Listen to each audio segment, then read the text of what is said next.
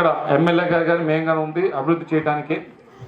సరే, ప్రతిపక్షంలో ఒక ఆయన ఉన్నాడు, ముఖ్యంగా ఇక్కడ వినుకొండకు సంబంధించి ఏది పడితే అది మాట్లాడతాడు. ఆ భాష కూడా అంతే.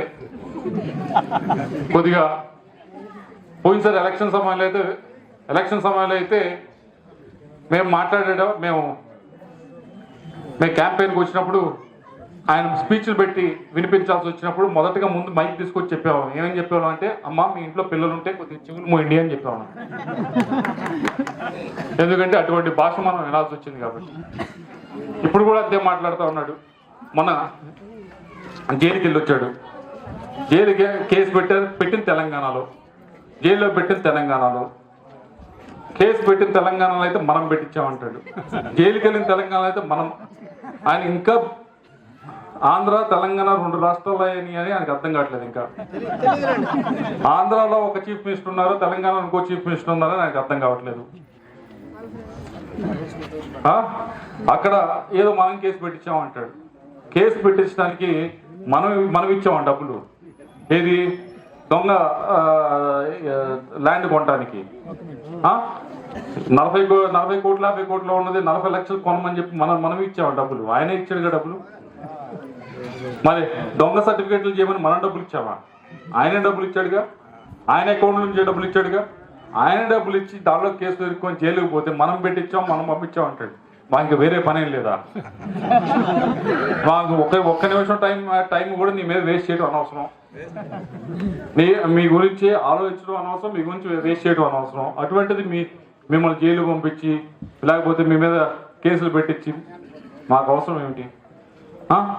అలాగే ఇంకోటి మాట్లాడతాడు, పార్టీ మారటం గురించి వాటి గురించి మాట్లాడతాడు. అయ్యా, నువ్వు ఫస్ట్ తెలుగుదేశంలో ఉన్నావు, దాని నుంచి కాంగ్రెస్ పోయావు, దాని నుంచి ప్రజారాజ్యం పోయావు, ప్రజారాజ్యం నుంచి కాంగ్రెస్ పోయావు, కాంగ్రెస్ నుంచి వైసీపీకి వచ్చావు. ఇంక నువ్వు మాట్లాడితే ఇంక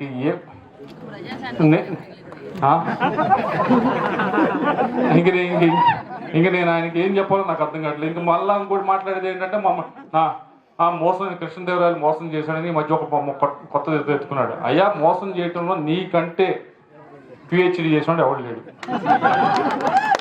మోసం చేయడం అంటే ఎలా ఉంటుందంటే, ఇక్కడ ఒక బీసీ నాయకుడు ఒక ఆయన వచ్చి పోటీ చేశాడు మన ఎలక్షన్లో. ఒక బీసీ నాయకుడు వచ్చి ఎందుకు పేరు చెప్తే బాగోదు, చేశాడు ఒక ఆయన. చేశాడు, మీ అందరూ చూశారు కదా.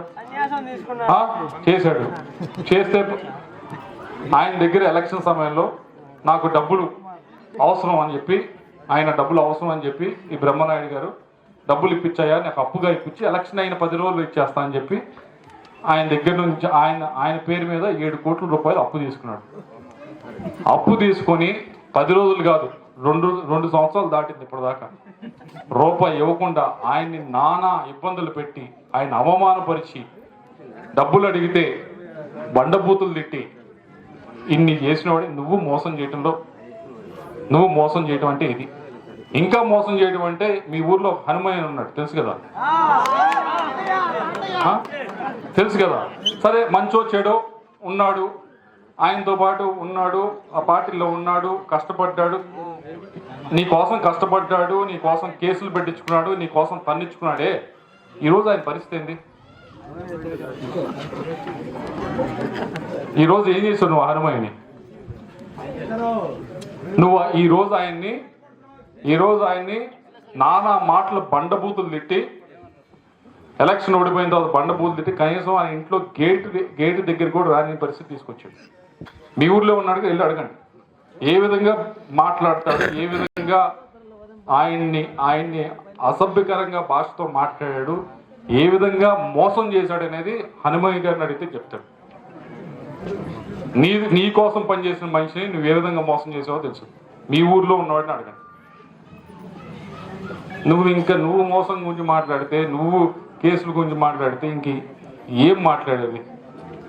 బ్రహ్మనాయుడు గారు ఏమన్నా అంటే ఎదురు కుటుంబాల గురించి మాట్లాడతావు, ఎదురు వాళ్ళ గురించి మాట్లాడతావు. అవసరమా అంత దిగజారాలా? రాజకీయం కోసం అవసరమా దిగజారాలా? ఎంతైనా మా పొలిటికల్గా మాట్లాడుకుంటాం, పాలసీ మీద మాట్లాడుకుంటాం, అభివృద్ధి గురించి మాట్లాడుకుంటాం, సంక్షేమం గురించి ఇదిగో ఇది చేయట్లేదు, అది చేయట్లేదు, ఇవన్నీ మాట్లాడుకుంటాం. కుటుంబాల గురించి వీటి గురించి మాట్లాడంత దిగజార స్థాయికి నేను ఇంకా అంత దిగజారలేదు. దిగజారను కూడా ఆయన దగ్గర నుంచి అంటే మాట్లాడతాడు. ఆ భాష కూడా మనం మాట్లాడలేం, ఆయన అంతే మాట్లాడతాడు. ఆ విధంగా మనుషుల్ని ఆయన సరే ఎదురున్న వాళ్ళని కూడా అలా ట్రీట్ చేయకూడదు, కానీ ఆయన కోసం పనిచేసిన వాళ్ళని కూడా అంతే దుర్భాషలాడి చాలా చండాలంగా మాట్లాడి ట్రీట్ చేస్తాడు. ఆ విధంగా మనం ఎవ్వరం చేయాల్సిన అవసరం లేదు, ఆ విధంగా మనం ఎవరూ ప్రయత్నించాల్సిన అవసరం లేదు. మనం గౌరవంగా ఉండొచ్చు, మన విజ్ఞతతో ఉండొచ్చు, మనం అభివృద్ధిని కోరుకోవచ్చు, కూటమి బలాన్ని కోరుకోవచ్చు. అలాగే మరొకసారి 29లో మనం గెలవడానికి మనం ఏం చేయాలో, ఏ విధంగా కష్టపడాలో దాని గురించి ఆలోచిద్దాం.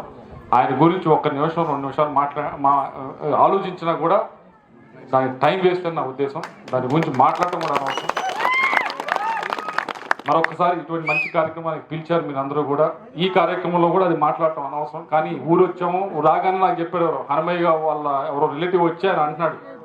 ఆయన వచ్చి కనిపించాడు, హనుమయ్య గారు వాళ్ళ బాబాయ్ వాళ్ళ కొడుకు ఎవరు వచ్చాడు, అంతేనా?